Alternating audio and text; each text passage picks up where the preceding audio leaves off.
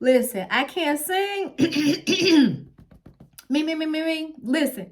What you want, baby, I got it. What you need, you know I got it. But at what cost? I am Patricia Moore. Cheers. I come on here week to week spilling my tea. This is my testimony as I walk this journey with Christ. And I want to encourage you to get to know Christ for yourself outside of a church building, outside of religion, outside of what somebody has told you. I want to inspire and motivate you to get to know him if you don't know him.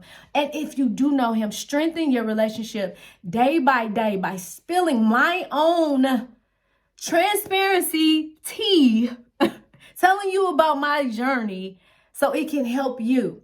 Now, I've heard this for weeks on end. People will do what they want to do. My pastor has been saying it. He can preach till his face turns blue. People are going to do what they want to do. But have you counted the cost? There is a cost associated with everything that we do. There is a cost with every decision. Have you sat down and looked at your decision and counted the cost? I have a quote that I read. It said, don't let doing what you want to do get you in trouble. Get what you need out of your trials. When you get what you need, then the party can begin. Basically, what he's saying is, and he keeps saying it, my pastor, God didn't promise us that we wouldn't have troubles. Though, because of what we want, some of our troubles are self-inflicted.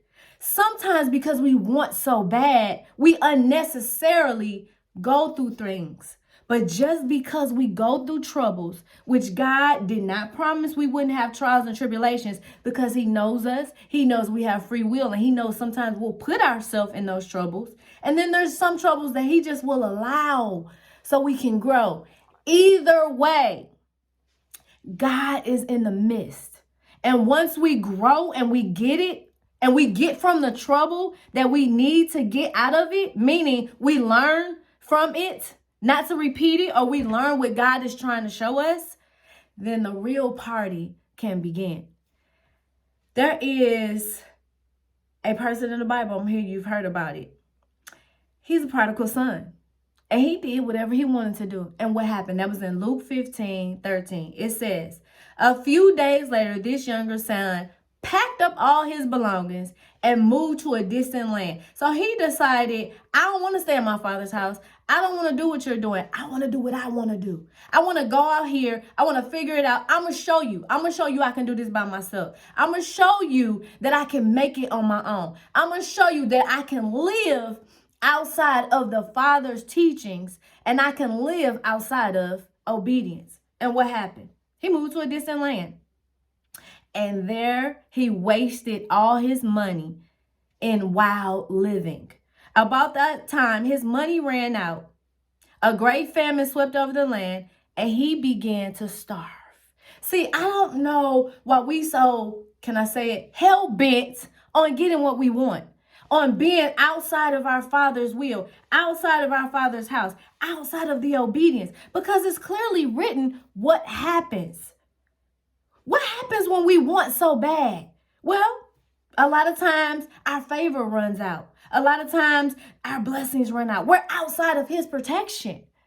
Even though he's there, he has to allow us to feel the consequences of our desires. Because otherwise, we'll just keep doing it. We'll keep feeling ourselves. We'll keep smelling ourselves. But guess what God offers?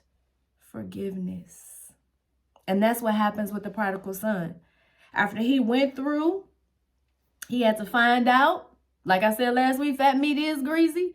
He didn't want to be outside of his father's obedience. He didn't want to be outside of the protection. He went back home and his father forgave him and loved on him and showed him. And guess what?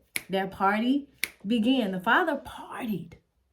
I want to read something to you. You know, I'm always reading because this came out of a Bible plan. It was one of the scriptures of the day. And I was like, oh, this is perfect.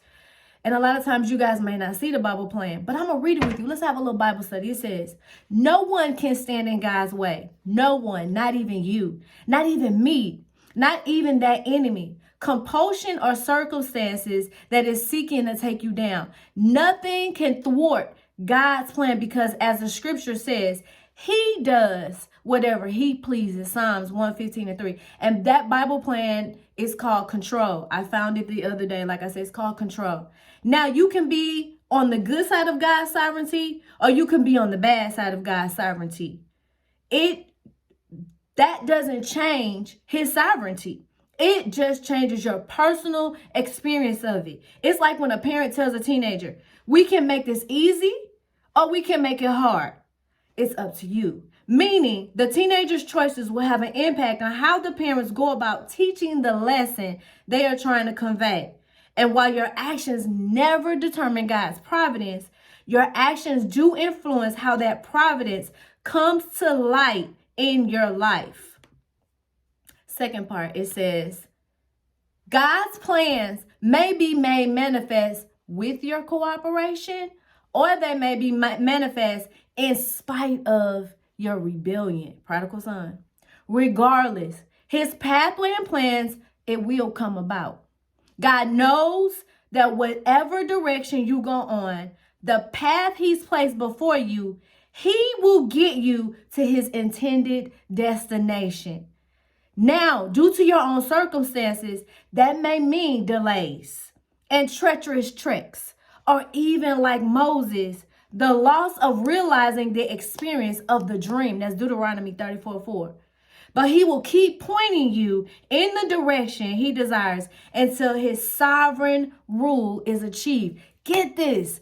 God's plans will be made manifest regardless of you. He created you. You live in a body. You have a soul. You have a spirit. Where did that come from? You didn't create yourself. You didn't put yourself on earth, and you're not going to take yourself off of earth. We got to start thinking bigger than earth. We got to start thinking bigger than our circumstances. We got to start thinking bigger than our wants and needs. Why? Because we were created for a purpose. And God says, I am going to do what I'm going to do because I'm a sovereign God. He says, encourage. He tells you, encourage. If you would like to read more about God's providence, you can click. This comes from Dr. Tony Evans' Bible plan. So basically, think about it. Your will, your wants, at what cost? See, some of us, we do things, and maybe you don't know, in business, they look at the risk. They look at, their flexibility, like if something happens and they have to switch their plans. They count all those costs before they execute a new business venture or new product. They have to sit down and brainstorm and go through each thing to make sure that they can be successful. That's the same thing you need to do. You need to sit down with God and go through your plan. You need to look at the risk. You need to look at how flexible you can be if things don't work, or if the timeline gets delayed, or if something happens, what will you do? You also need to think ahead. You need to look at the consequences, good and bad, because a lot of times we don't even think about the consequences of what we want until we're there and we have to go through it. And then we're crying out to God, Lord, I'm sorry. Please deliver me. Help me. And he will. He will. Because he forgives. And he's that type of God.